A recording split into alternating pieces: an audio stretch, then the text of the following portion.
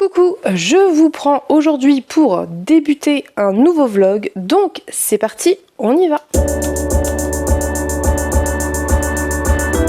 Nous sommes donc le lundi 7 octobre et je vais introduire ce vlog avec une lecture terminée dont je devais vous reparler et mes lectures en cours qui n'ont que très peu avancé puisque j'ai clôturé le vlog de la semaine précédente samedi soir avec Emeline, et autant vous dire qu'entre samedi soir et aujourd'hui il s'est passé peu de choses en termes de lecture, mais c'est pas grave parce que je devais vous reparler de ceci, Entrée dans le monde de Claire Duvivier. Donc je l'ai acheté à sa sortie, le jour de sa sortie, je l'ai lu dans la foulée, j'ai adoré, je vous en ai déjà reparlé, je sais que vous vous doutez de ce que je vais en dire, mais quand même, vu que la dernière fois que je vous ai pris, j'avais pas terminé, j'ai peut-être une perspective un petit peu différente sur le bouquin.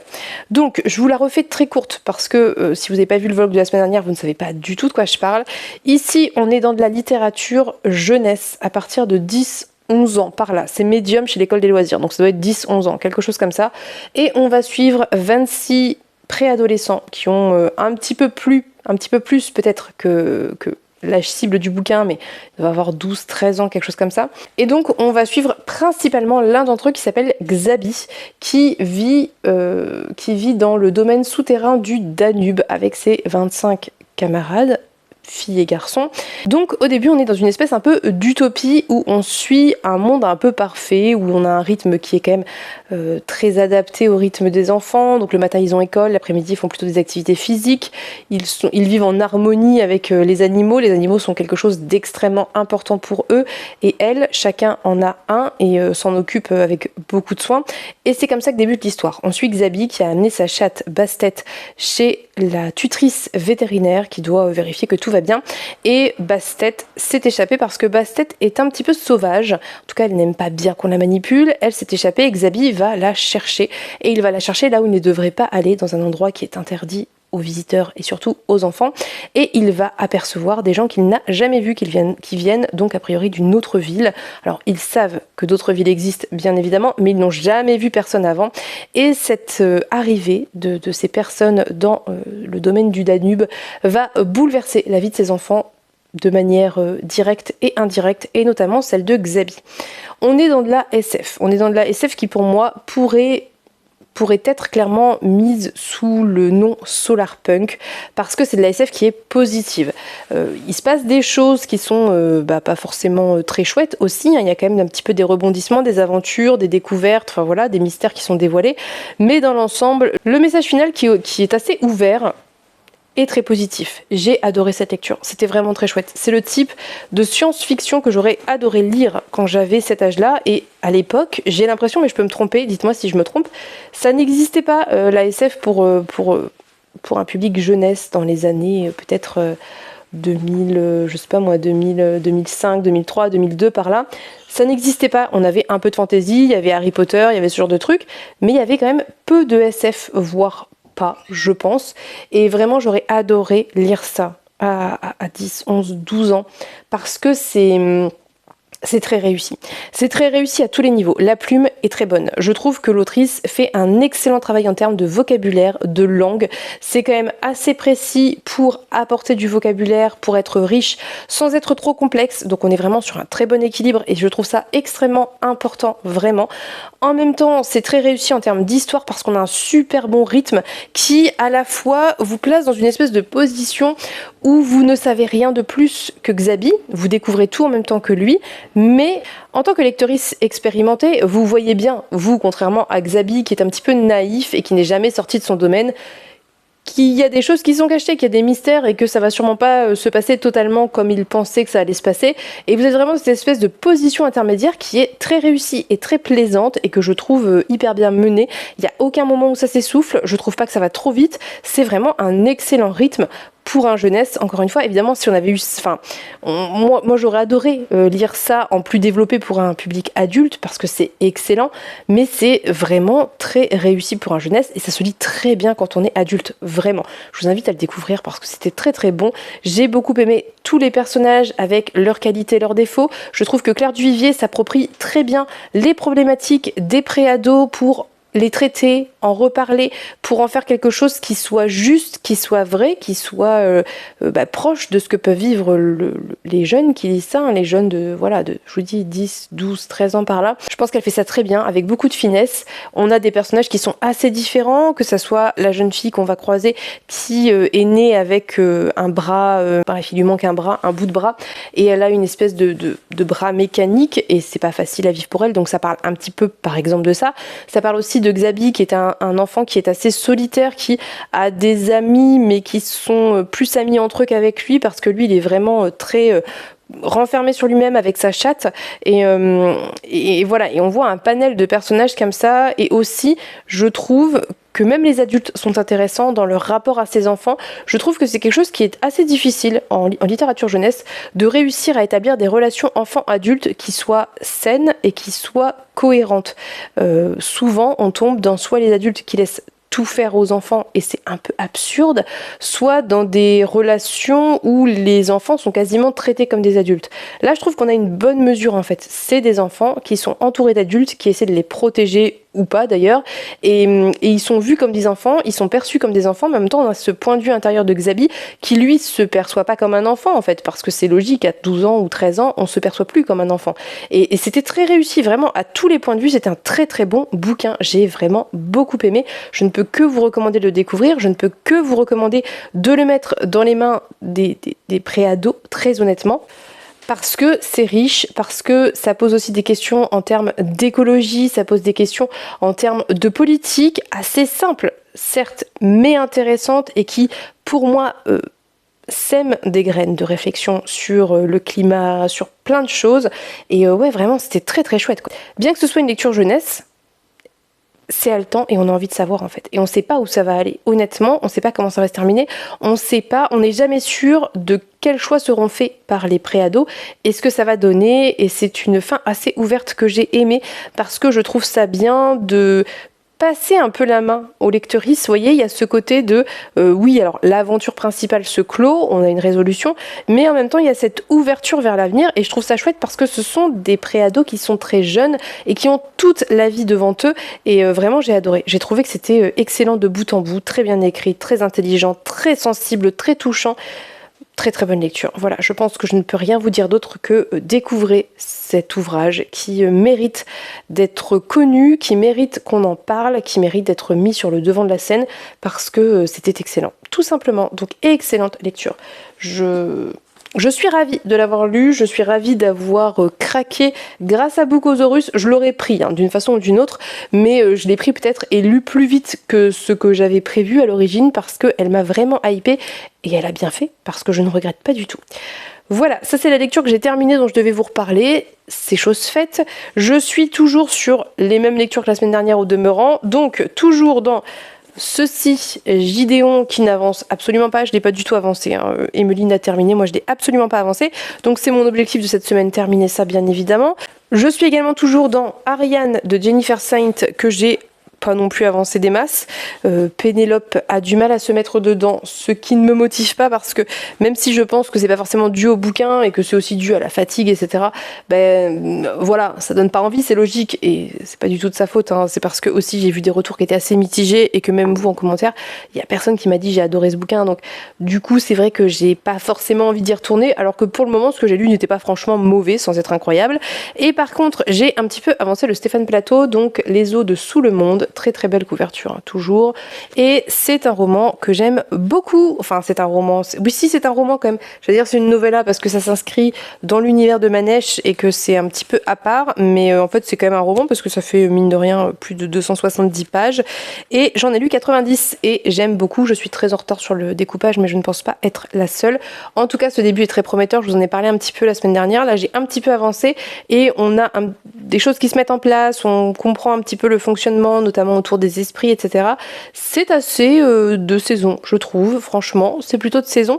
Il y a un côté assez glauque, un petit peu frissonnant. Alors, ça fait pas franchement peur, parce que c'est peut-être pas l'objectif non plus, mais ça fonctionne, hein. On parle d'esprit, on parle d'esprit qui erre et tout, et il y a plein d'interrogations autour de ça, puisque je vous refais le résumé très rapidement. En gros, on suit Peir Romo, qui est un mage, qui va venir dans une espèce de village où il y a 2 ordres de nonnes qui se disputent les malades, puisque ce sont des nonnes qui s'occupent de personnes malades. Et depuis qu'il y a eu une énorme crue, a priori, il y a un espèce d'esprit qui se balade et qui dit des obscénités. Voilà, ce qui choque beaucoup les nonnes et les patients. Et Peir est invité à venir aider ces gens. Il y a un petit côté sorceleur en fait dans ce personnage, hein. Alors il est moins bagarreur a priori, mais il y a un côté sorceleur quand même, je trouve. Ça m'a fait penser un petit peu à ça. Et donc là, au moment où j'en suis, il enquête sur ça, il a vu une de ses apparitions. C'est aussi intéressant parce que c'est pas juste une apparition qui parle, il y a aussi les sens qui sont sollicité par les apparitions, genre les odeurs et tout, donc c'est assez mystérieux et ça fonctionne très bien, le texte est très bien écrit, j'aime beaucoup ce genre de bouquin, très honnêtement. Après c'est dommage parce que je l'ai commencé quand j'étais peut-être pas forcément au meilleur de ma forme, donc je pense qu'il y a des moments où mon cerveau allume et j'ai pas retenu toutes les infos. Ceci étant dit, je ne suis qu'à 90 pages, j'ai encore tout le reste du bouquin pour rattraper peut-être les infos que j'ai un petit peu manquées, mais je vais essayer de terminer ça bien évidemment très rapidement puisque c'est tout petit et ce serait dommage de le laisser traîner. Mais sachez que pour le moment, ça me plaît, ça fonctionne, c'est prenant, c'est mystérieux, c'est tout ce dont j'avais envie, donc c'est très très chouette. Emeline a l'air de beaucoup apprécier aussi. J'ai pas trop suivi sur le Discord qu'il avait attaqué ou pas, mais normalement il y avait Cécilia qui devait l'attaquer et d'autres personnes, mais je ne sais plus qui, je suis désolée. Et voilà. Et pour la petite info, rien à voir avec le bouquin en soi, mais Stéphane Plateau est un auteur belge, il habite peut-être en France, hein, mais il est belge de nationalité, donc ça fait partie du Cocorico, c'est un auteur francophone, mais d'origine belge. Je vous le dis, parce qu'il est possible que j'ai dit qu'il était français, alors que ça n'est a priori pas le cas, et que voilà, il faut remettre les choses dans l'ordre. Donc très bon début, voilà, je vous en reparlerai, on verra ce que ça va donner cette semaine. Je vais essayer d'être un peu plus régulière cette semaine, je ne vous promets rien, parce que ça n'est pas forcément évident, mais je vais essayer. J'ai reçu tellement de livres, tellement chouettes, que j'ai envie de lire. Vous verriez la pile qui me juge là-bas. J'ai reçu pas mal de services de presse, j'ai acheté beaucoup de livres aux Aliénales. Si vous avez vu le vlog, vous le savez. Donc là, il faut que je lise, que je termine des trucs que j'ai entamés et qui traînent.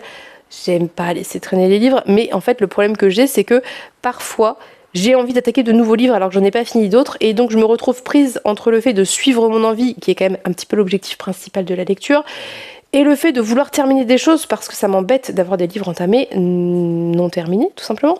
Donc je vais voir ce que je vais faire cette semaine. Je vais déjà essayer de terminer ça et puis on va voir. J'aimerais beaucoup attaquer le dernier Lucie Pierapajot que j'ai reçu. Je sais plus le titre, je vous remets la couverture, il y a un titre exact. Quelque chose de ville, qui a l'air très chouette, et évidemment Bucosaurus m'a donné envie de le lire parce qu'elle l'a terminé aujourd'hui et qu'elle a dit que c'était génial et elle m'en a reparlé en message privé et du coup j'ai envie de tout plaquer pour lire ça. Donc je ne sais pas si je dois la remercier ou pas, mais après elle a raison, hein. J'ai adoré entrer dans le monde et elle a de très bons goûts et je la rejoins souvent sur les avis, mais en même temps ça m'aide pas à rester concentrée sur mes lectures en cours. Soit, je vais donc vous laisser pour cette intro qui aura été relativement longue, mais bon, en même temps j'avais très envie de bien revenir sur le Clair du Vivier, j'ai très envie de mettre en avant ce type d'ouvrage, vous le savez, et voilà, on se dit à plus tard. Coucou, nous sommes jeudi 10 octobre, je vous reprends parce que je n'ai pas eu le temps hier, j'ai eu une journée assez chargée et j'ai des choses à vous dire, donc on va essayer d'être efficace de manière à ce que ça ne traîne pas trop en longueur et j'espère que je pourrai vous reprendre un petit peu demain et peut-être samedi. Je sais pas si j'essaie de faire sortir la vidéo samedi ou dimanche, mais vous le saurez au moment où vous verrez ça. Bref, j'ai terminé le Stéphane Plateau, qui était donc la lecture commune du Partner in Books et Explorarico de septembre. J'ai hésité, mais oui, c'était bien septembre, puisqu'il est sorti en septembre, qui permettait de valider un bonus et qui permettait de lire une sortie francophone toute récente, donc j'ai terminé ça. Voilà, j'ai vraiment beaucoup aimé ce livre, j'ai trouvé que c'était très très bon. Il y a cet aspect un peu sarcastique, humoristique et un petit peu aussi quelque part du coup dénonciation des religions, je trouve, parce que on voit vraiment ces femmes qui se comportent un peu comme des gamines, hein, qui se disputent les malades, elles se disputent en gros les malades qui ramènent de l'argent concrètement, et il y a une petite préférence, on le sent dans le texte, pour l'un des deux ordres, mais je vous laisserai découvrir. Et ouais, il y a un aspect du coup très cocasse, et on a l'une des abbesse, je crois qu'on dit, de ces deux ordres, qui est assez, comment vous dire, assez moderne, assez dynamique, assez drôle, et elle a des passages où moi ça m'a fait sourire, j'ai trouvé que c'était drôle. Je crois qu'il y a même un passage où j'ai ricané parce que je trouvais ça assez drôle. Il y a vraiment quelque chose de sarcastique, de cocasse, d'humour, pas d'humour franchement noir, mais d'humour un peu voilà, décalé, on va dire, par rapport à ce qui se passe, puisque vraiment il y a cette espèce d'entité qui est assez effrayante et assez agressive, qui erre dans la nuit, dans un petit peu les deux abbayes. Non, je ne sais plus, bref. Il y a vraiment un décalage qui est très réussi pour moi. J'ai aussi beaucoup aimé la plume de l'auteur, je trouve qu'il écrit excellemment bien, parce qu'il fait des choix de mots qui me plaisent, parce qu'il y a un côté un petit peu désuet à l'emploi de certains termes, mais qui fonctionnent très bien dans ce contexte un petit peu médiéval comme ça, et qui sont agréables en fait à l'oreille. Alors je sais que ça plaît pas à tout le monde, mais moi je trouve ça agréable. Je trouve agréable d'employer un vocabulaire plus riche quand on fait de la littérature adulte, surtout dans ce genre de contexte un peu médiéval, et c'est quelque chose que j'aime. C'est quelque chose que j'aime aussi, je vous l'ai dit, chez Léo Henry par exemple. Je trouve ça hyper agréable. Vraiment, ça me plaît, et en même temps c'est hyper fluide, c'est très chouette. Humainement, c'est très réussi parce que on suit Peyr qui est un mage, donc qui a une espèce d'autorité un petit peu, mais en même temps qui est très humain, et c'est très appréciable.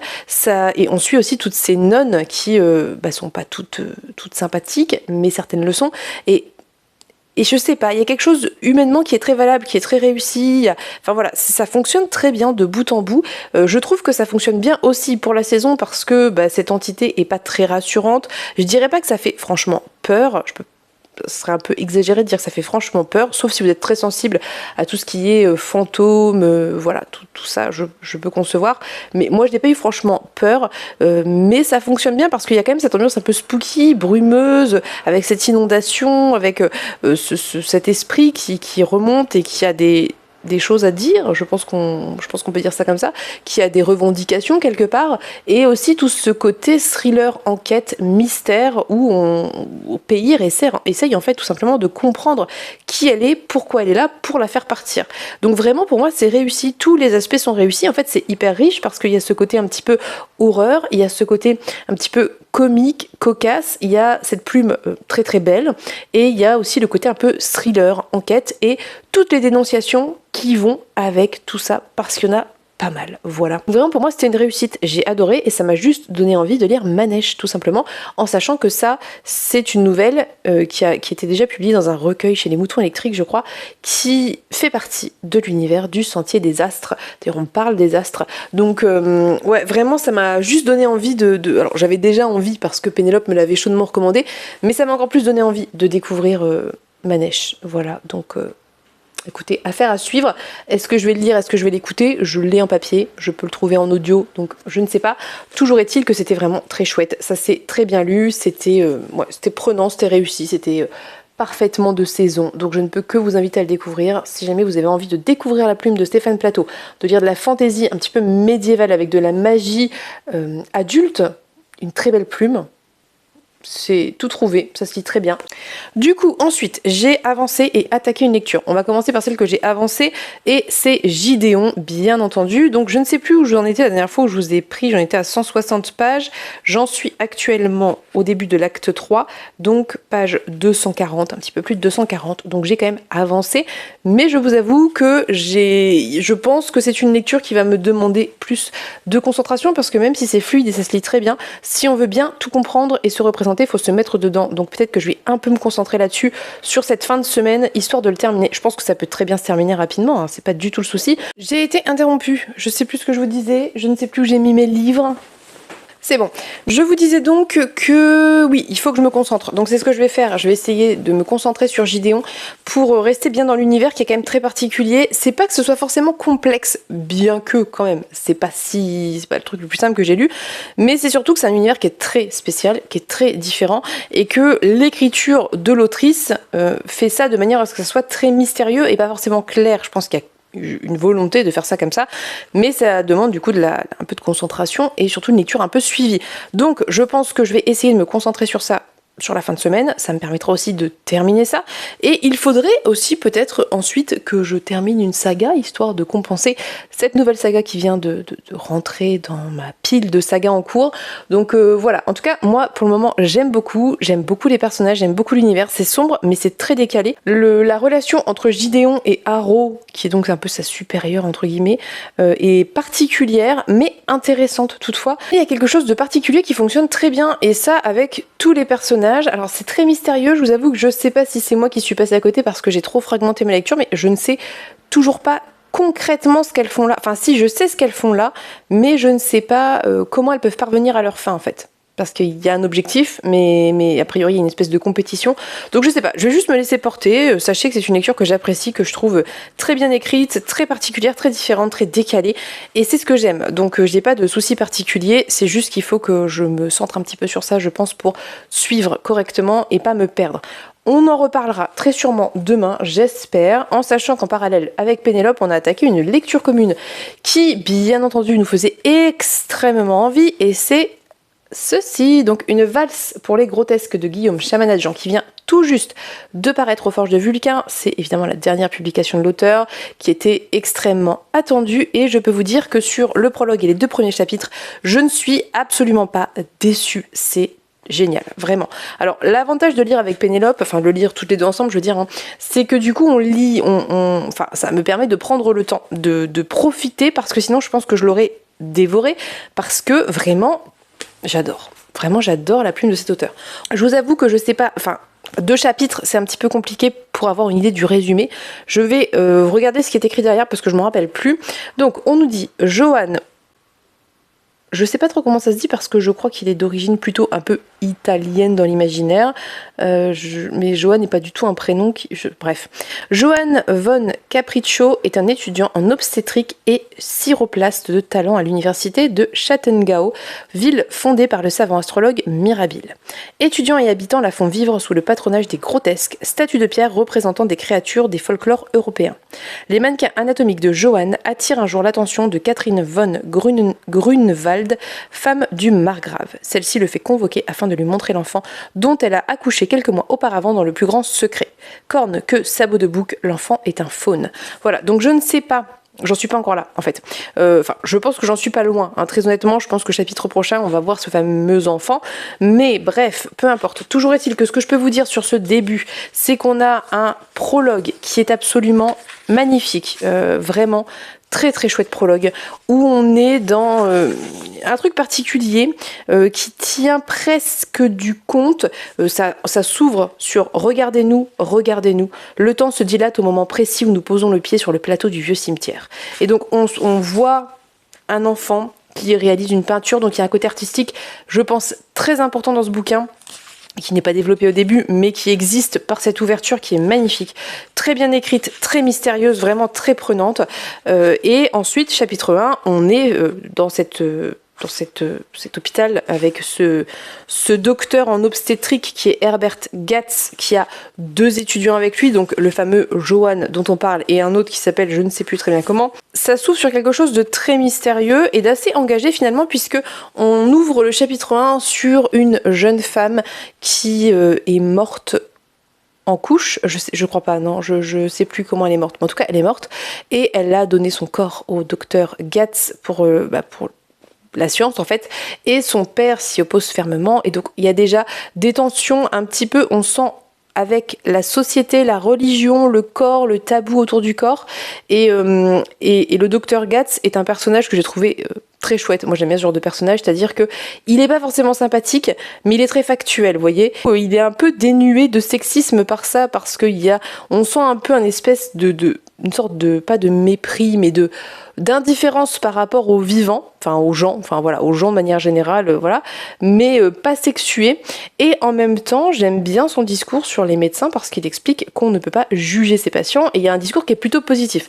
Je vous dis ça, c'est très anecdotique, hein. Je sais pas dans quelle mesure le fameux Dr Gatz va être important pour la suite, mais ça donne un ton à ce chapitre 1 qui était vraiment très chouette. Et dès le chapitre 2, on rentre dans le mystère avec Johan, qui est donc chiroplaste. Ça veut dire que lui, quand on va disséquer par exemple quelqu'un, il va représenter présenter les organes en cire, les peindre avec beaucoup de minutie et de précision pour que ça ressemble réellement à des organes. Et donc on va être aussi autour de ça, de cette espèce de recherche, de compréhension du corps et du fonctionnement du corps humain. Je n'en sais pas plus, j'ai lu 2 chapitres, mais je peux vous dire déjà, d'ores et déjà même, que j'adore. La plume est excellente, l'ambiance est très réussie, c'est très prenant, c'est tout ce que j'avais aimé dans Capitale du Sud, vraiment. Et l'importance de l'art a l'air... j'ai hâte de voir où on va aller avec ce côté artistique, que ça soit pictural, mais aussi a priori de musique, puisque les faunes sont plutôt musiciens et que ça s'ouvre quand même avec cette petite image de faune qui joue de la flûte. Donc voilà, très très chouette début. Je suis extrêmement curieuse de continuer. J'ai très envie de savoir où on va aller, mais et ce mélange science-art aussi, je veux voir comment ça va être mené, ce que ça va apporter. Je pense que ça peut être vraiment très chouette. Donc j'ai hâte de continuer. Je vous en reparlerai bien entendu avec grand plaisir. Je ne sais pas dans quelle mesure on va réussir à avancer ces prochains jours. On en reparlera, mais sachez que c'est déjà très prometteur. Et sachez que si vous voulez le caser dans le Cocorico Challenge, je peux vous dire qu'a priori, il entre très bien dans la fameuse catégorie pinceau qui a posé problème à beaucoup de monde, donc où on parlait d'art et compagnie, parce que voilà, clairement là on est là-dedans. Voilà, c'est tout. J'ai longuement parlé, j'ai été pas mal interrompue, je ne sais pas combien de temps j'ai tourné du coup. Je vous reprends ce soir, demain, dès que je peux. Je vais essayer d'être assez assidue pour vous parler de tout ça. Après, ça dépend aussi de comment j'avance mes lectures. Bien évidemment, quand je n'avance pas mes lectures, je n'ai rien à vous dire. Et donc, bref, je vous laisse. Je dois tourner une vidéo juste là et il faut pas que je traîne parce que j'ai des choses à faire. Je vous fais des bisous, on se dit à plus tard. Coucou, on se retrouve, nous sommes vendredi 11 octobre. Je reviens pour un petit point lecture qui va être somme toute assez rapide puisque j'ai avancé sans terminer de lecture. Mais écoutez, on est aussi là pour faire des points en cours de lecture. J'ai avancé hier ceci, donc Gideon, la 9e de Tamsyn Muir. Et il y a un énorme camion qui fait un bruit insupportable. Je vous dis donc que j'avais avancé Gideon puisque j'ai passé la moitié. Je suis page 306 sur... Alors attendez, je reviens en arrière puisque le glossaire c'est autre chose. 365 pages, donc j'ai passé la moitié, pas de très loin, mais ça avance tranquillement. Et on a une petite accélération. Donc c'est bien ce que j'avais compris. Mais alors je sais pas si... Dites-moi si vous l'avez lu. Est-ce que c'est moi qui ai mis du temps à piger en fait le truc, ou est-ce que c'est pas clair et c'est fait exprès, ce qui me dérange pas dans l'absolu, hein, mais je viens de comprendre que effectivement il y avait bien une épreuve à passer pour devenir licteur ou licteuse, sûrement. Licteur, ah non c'est licteur ou licteureux. Serviteur personnel, gardien, gardienne et disciple de l'empereur. Les licteurs sont des saints, saintes, nécromantiques, théoriquement immortelles, toutes puissantes, dont les aptitudes restent opérantes dans l'espace. Bref, je vais pas vous lire toute la note, mais voilà, en gros, a priori, il y a bagarre, il y a concours pour devenir licteur, et évidemment, c'est ce que veut devenir Harrow, qui est la princesse chef de la 9e maison. Quand c'est pas les camions, c'est les ambulances, les flics ou que sais-je. Voilà, ça y est, j'ai compris qu'il y avait vraiment un concours et elle se démène pour gagner ce concours. Et donc il y a une espèce de jeu de piste, mais a priori il y a une espèce de créature ou quelqu'un, on ne sait pas trop, qui en même temps essaie de décimer les candidats. Donc je pense qu'il y a une part de mystère volontaire, mais il y a aussi une part de choses que je n'ai pas pigées parce que j'ai fragmenté ma lecture. Ce qui n'est pas grave parce que ça se lit très bien et que j'aime beaucoup et que je comprends au fur et à mesure. Et moi je suis pas quelqu'un qui est dérangé par le fait de pas tout saisir à l'instant T, ça me gêne pas plus, donc je me laisse juste porter, voilà, tout simplement. Et j'aime toujours autant, honnêtement, c'est une très bonne lecture, c'est assez prenant, c'est assez fluide malgré l'univers très particulier, donc je vais continuer ça tranquillement. L'objectif, encore une fois, c'est d'essayer de le terminer pour clôturer le vlog. Je ne sais pas ce que je vais réussir à faire parce que j'ai aussi évidemment tout le reste de la vie, mais du montage en plus concernant les réseaux sociaux, donc on va voir, mais je vais essayer de le terminer pour ce week-end. J'aimerais bien parce que ça me permettrait d'avancer et d'attaquer autre chose, notamment de reprendre cette lecture. Alors j'ai l'épreuve non corrigée, c'est non corrigé, oui, parce que je sais plus, j'ai rangé la version définitive. Voilà, donc le Aurélie Wallenstein, que du coup je n'ai évidemment pas avancé, je suis toujours page 26 dans le chapitre 1, mais j'aimerais reprendre ça. Mais pour reprendre ça, j'aimerais terminer Gideon, voilà. En revanche, sur liseuse, j'ai enfin attaqué le 4e tome des récits du demi-loup de Chloé Chevalier qui démarre sur les chapeaux de roue. Alors ça reprend pile poil exactement à la suite du 3e, hein, c'est vraiment juste après, il n'y a pas d'ellipse. Et j'avais un peu oublié la fin du 3e parce que je l'ai lu maintenant il y a un certain temps, mais ça revient très vite, vraiment. J'avais oublié aussi que les chapitres changent de point de vue et parfois on change de point de vue au milieu des chapitres et qu'on ne donne pas le point de vue, c'est à dire que vous savez des fois il y a des chapitres au début c'est écrit le nom de la personne que l'on suit et là c'est pas le cas, mais en fait je me suis vite remis dans le bain, c'est à dire que Chloé Chevalier fait ça très bien et qu'elle arrive à très rapidement vous faire comprendre qui parle, donc c'est assez fluide, c'est toujours une écriture qui est particulière dans le sens où c'est un langage assez soutenu, assez élevé, qui fonctionne très bien avec l'univers, qui peut je pense être assez déstabilisant quand on n'a pas l'habitude, mais moi j'aime beaucoup ça et c'est toujours aussi prenant, surtout que là il y a plein d'accélération parce que déjà ça sentait pas bon dès le tome 2 par rapport à certaines situations, mais à la fin du tome 3 il y a d'autres situations qui sont ajoutées à ça, donc j'ai repris ça avec grand plaisir, j'ai lu 12% je pense, quelque chose comme ça fait 500 pages sur liseuse.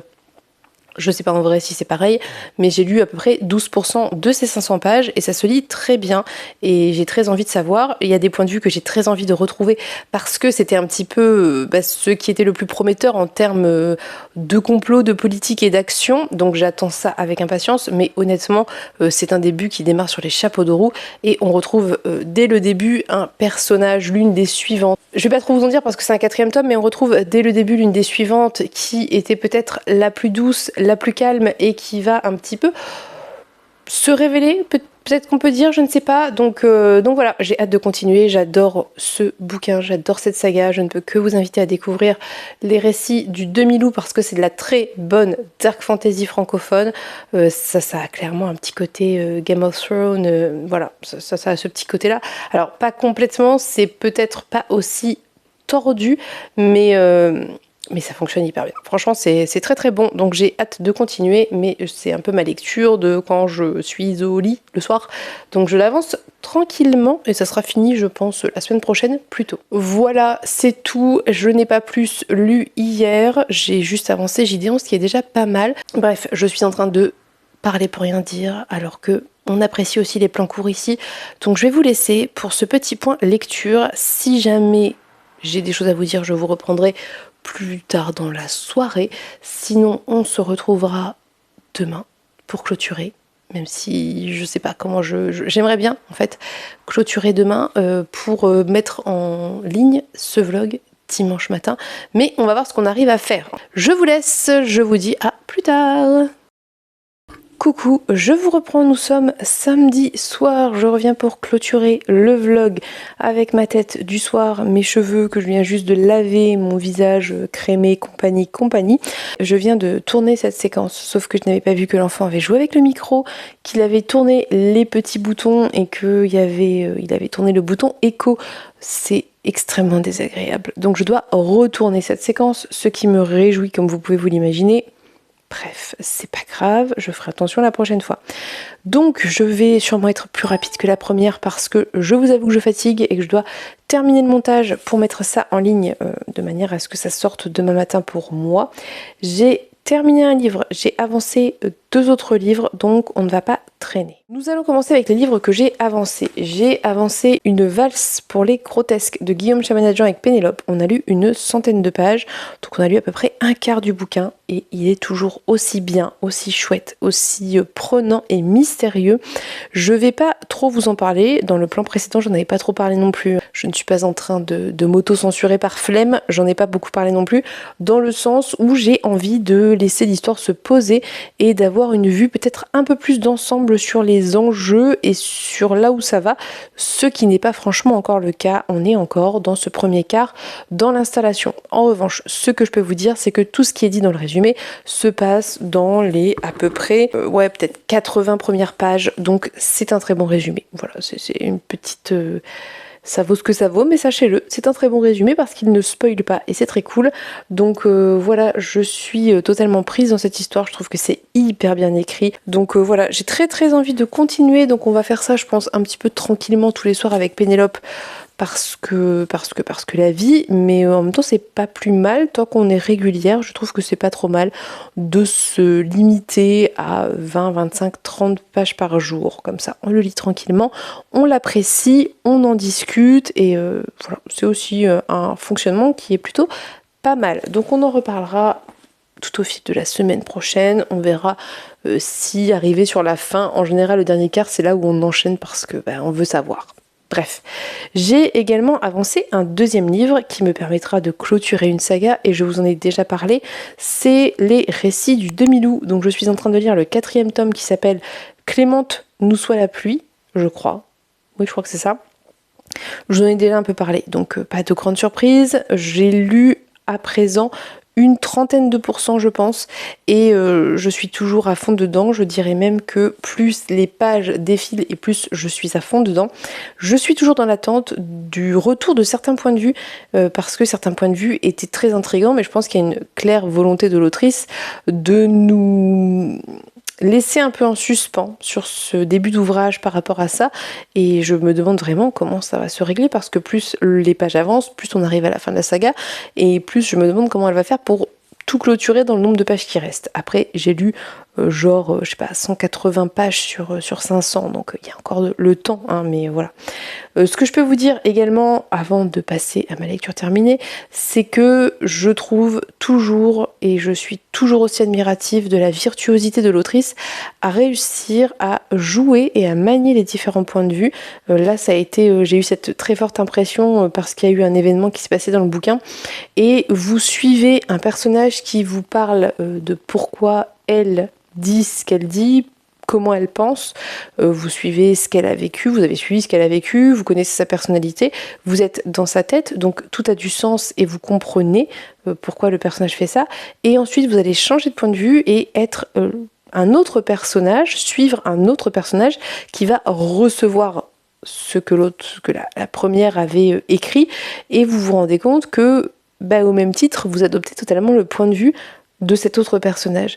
Je trouve que c'est très fort de réussir à faire ça sans que ce soit artificiel. C'est très naturel, c'est très spontané, ça ne fait pas forcer. Je n'ai pas cette sensation d'être forcée à adopter le point de vue des personnages, bien au contraire. Et je trouve que l'autrice arrive à avoir une écriture qui s'adapte à ces personnages et qui varie suffisamment, mais de manière assez subtile et légère, pour que les personnages soient très différents les uns des autres.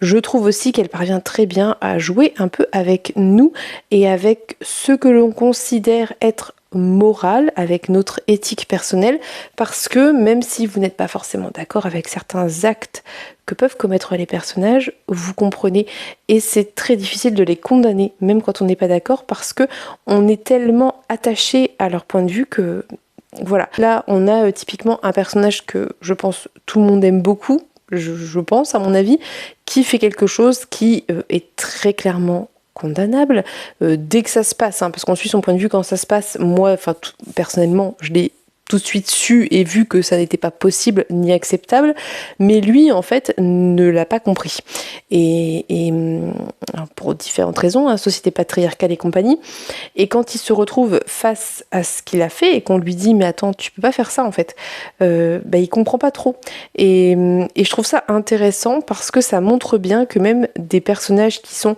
très honnêtement assez foncièrement gentil au final, parce que lui c'est vraiment pas un méchant, c'est pas du tout un personnage qui va être dans la manipulation et dans voilà, c'est pas du tout un méchant, et bien conditionné par une société, conditionné par une classe sociale, par une éducation, etc., et bien il commet des choses condamnables et détestables et inacceptables, et même si moi je n'ai pas ressenti du tout d'approbation par rapport à ça, pas du tout, mais c'est intéressant parce que même quand vous n'êtes pas du tout d'accord et que vous êtes foncièrement opposé avec ce qui se passe, il y a ce regard qui est porté sur ces personnages qui sont nuancés en fait.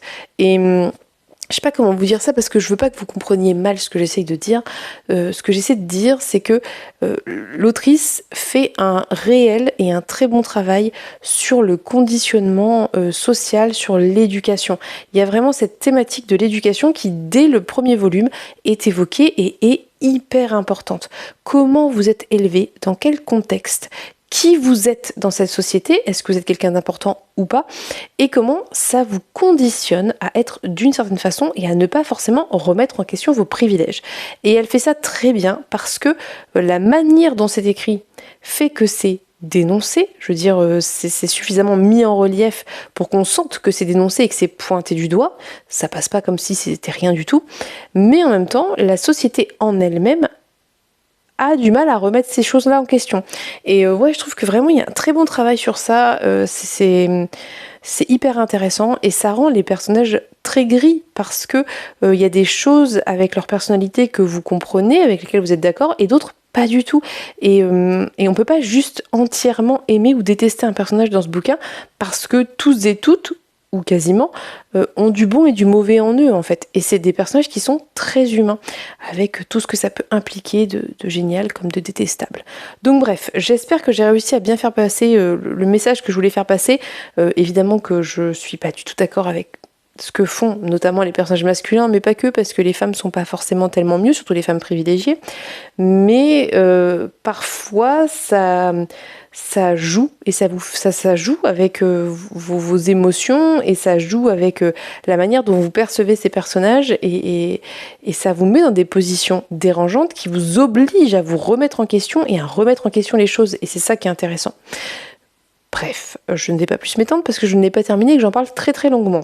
En revanche, livre que j'ai terminé, c'est Gideon, la 9e. J'ai réussi à le finir. J'en étais page 300 la dernière fois que je vous ai pris. Ça devait être hier, je crois. Et j'ai donc lu les 160 dernières pages, 260 dernières pages qui me restaient. Donc la deuxième moitié quasiment. Et c'est un livre que j'ai beaucoup aimé. C'est pas un coup de cœur. C'est pas une excellente lecture, mais c'était une très bonne lecture. Je pense que ce n'est pas un coup de cœur pour différentes raisons. La première, c'est que j'ai trop fragmenté ma lecture sur la première moitié, le premier tiers, je dirais. Ce qui m'a peut-être un peu sorti du récit, et comme c'est un récit qui, tout en étant fluide et complexe par son univers, j'avais peut-être du mal un peu à m'y remettre parfois, donc je vous conseille, je vous recommande en tout cas d'essayer de le lire de manière assez suivie et linéaire, sans faire des trop longues pauses, parce que je pense que c'est plus dur de s'y remettre. Ça, c'est la première chose qui fait que je pense que c'est pas le coup de cœur auquel je m'attendais. L'autre chose, c'est qu'il y a à un moment donné un peu un passage à vide dans le bouquin, je dirais un peu avant la première moitié, on a un peu un passage à vide où on est dans une position un peu inconfortable, où on sait pas très bien où ça va, où les personnages eux-mêmes ne savent pas très bien où ils vont, où on comprend pas tout parce que tout n'est pas clair et que c'est volontaire de la part de l'autrice, je pense, et du coup vous comprenez pas ce que vous faites là en fait. Après, je pense encore une fois que c'est volontaire de la part de l'autrice, mais c'est peut-être un peu longué à un certain moment. Ça reste sur 500 pages, pas non plus énorme, mais je pense que ce passage un peu à vide s'est produit plus ou moins au moment où j'étais dans cette lecture un peu fragmentée. Donc voilà, ça reste hyper bien écrit, c'est hyper intelligent, c'est très original, c'est très décalé, le ton ironique, sarcastique, humoristique, un peu piquant est très intéressant et très bon. J'ai beaucoup aimé les relations entre les personnages, j'ai beaucoup aimé l'évolution de ces relations, notamment entre Harrow et Gideon, que j'ai trouvé passionnante. J'ai trouvé que c'est très très réussi. J'ai aussi beaucoup aimé les révélations qui étaient somme toute très très surprenantes, auxquelles je ne m'attendais pas. Voilà, j'ai été séduite, embarquée, c'est une lecture que j'ai aimée et j'ai envie de continuer. Voilà, j'ai envie de savoir ce qui va se passer ensuite, très honnêtement, parce que je ne m'attendais pas du tout à cette fin. J'ai été très surprise. Peut-être que ça ne sera pas votre cas, peut-être que vous le verrez venir gros comme une maison. En tout cas, ça n'a pas été mon cas. Je ne pensais pas que l'autrice oserait faire ça en fait. Donc très bonne lecture, pas un coup de cœur, pas la meilleure lecture de l'année, mais une lecture qui propose quelque chose de différent et c'est très appréciable. C'est vraiment de la science-fantasy, hein. Il y a le côté SF clairement, mais il y a aussi un très gros côté magie avec ces nécromanciens, ces nécromanciennes qui ont des pouvoirs, donc vraiment très chouette mélange, très réussi, qui fonctionne très bien pour la période en plus parce qu'il y a des squelettes, des morts et tout ce que vous voulez à tout va, donc n'hésitez pas, si vous n'étiez pas sûr, mais que vous avez envie d'une lecture de science-fantasy décalée, originale, drôle à certains moments, et en même temps assez profonde sur les thématiques et sur la psychologie des personnages, c'est vraiment très très chouette. Voilà, je ne vais pas plus m'étendre sur Gideon, c'est une lecture que j'ai aimée. Je suis hyper admirative des personnes qui l'ont lu en intégralité en anglais, parce que très honnêtement, déjà en français, des fois on ne sait pas où on est et ce qu'on fait là, et on se souvient plus de qui est qui.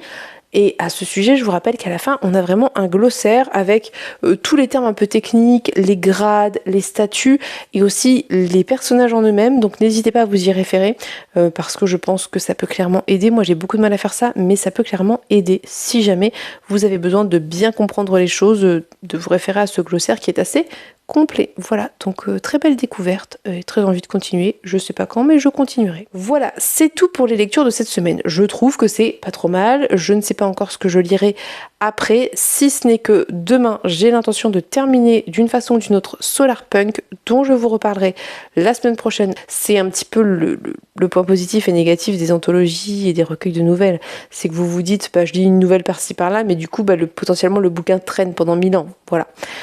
Bref, sur ce, je vais vous laisser. Je vous remercie encore une fois pour tout votre soutien. C'est vraiment adorable. Je suis très contente et très reconnaissante que vous soyez aussi investis et engagés. N'hésitez pas, si le cœur vous en dit, à continuer parce que ça fonctionne. Hein. Franchement, honnêtement, ça fonctionne. Voilà, très concrètement, le fait que vous soyez très nombreux à laisser des commentaires, parfois à laisser plusieurs commentaires, enfin à commenter au fur et à mesure de votre visionnage et à liker et à partager et tout, clairement je vois que ça relance l'algorithme. Donc si jamais vous avez le temps, vous en avez l'envie, n'hésitez pas à continuer parce que c'est gentil. Voilà, ça me fait plaisir, ça me touche, donc je vous remercie pour ça.